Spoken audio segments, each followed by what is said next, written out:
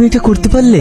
বাপ, তোর এই অবস্থা কি করে হলো? মা, ছোট্ট একটা অ্যাক্সিডেন্ট হয়েছে। তোকে কতবার বলেছি রাস্তাঘাটে একটু সাবধানে চলাফেরা করবি, তুই তোমার কোনো কথাই শুনবি না। আরে মা, তুমি তো চিন্তা করছো কেন? আমার কিছু হয়নি, সামান্য একটু হাতে লেগেছে। ও 3-4 দিনের মধ্যে ঠিক হয়ে যাবে।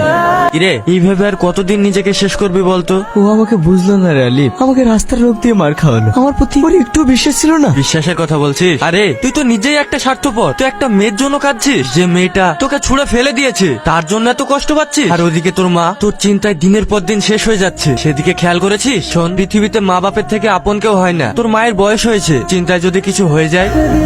আমি আর কাঁদবো না। এই তো পুরুষ মানুষের মতো কথা। এত সোনা তুই কোথায় পেলি? আরে সোনা দিয়ে কি করবি? এই সোনাগুলো আমার মায়ের, মা আমাকে দিয়েছে। আজ থেকে নতুন যাত্রা শুরু করবো, ধনী হওয়ার যাত্রা। ধনী হওয়া তো আর মোয়া নয় যে দোকান থেকে কিনলাম আর খেয়ে নিলাম। তুই ঠিকই বলেছিস, কিন্তু আমাকে যে ধনী হতেই হবে। তাহলে এখন কি করব ভাবছিস? ওই বাজারে যে তোর একটা পুরনো ঘর আছে, ওই ঘরটা আমার লাগবে।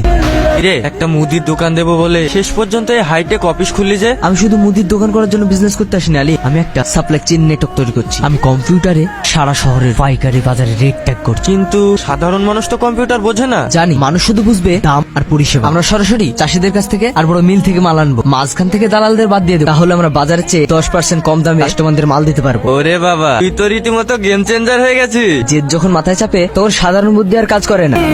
কি ব্যাপার, এই ব্যাগটা কার? কেউ ভুলে রেখে গেছে মনে হয়, পাশে রেখে দে। আর ব্যাগ সে নিশ্চয়ই আসবে।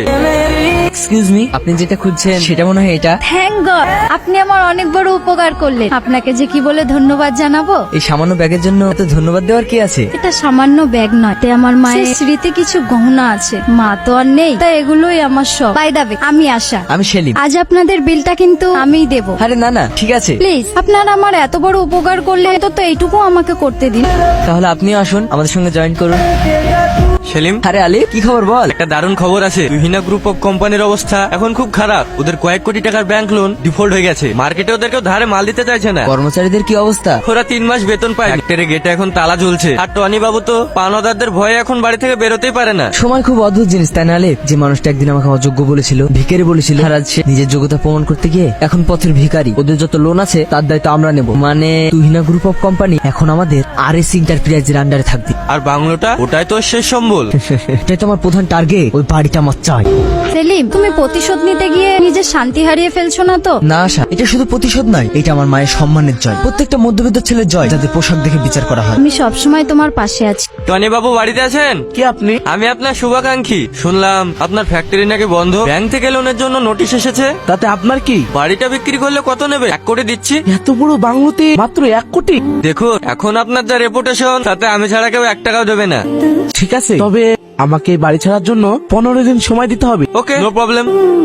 মা, ও মা, দেখো কাকে নিয়ে এসেছি। সেলিম, কি এই মেয়েটা? এটা তোমার হবু বৌমা। আজ 13 মাস আগে আপনি যেই ছেলেটাকে ভিখারি বলে অপমান করেছিলেন, আজ সে ভিখারিটাই আপনার এই বাড়িটা কিনে নিল।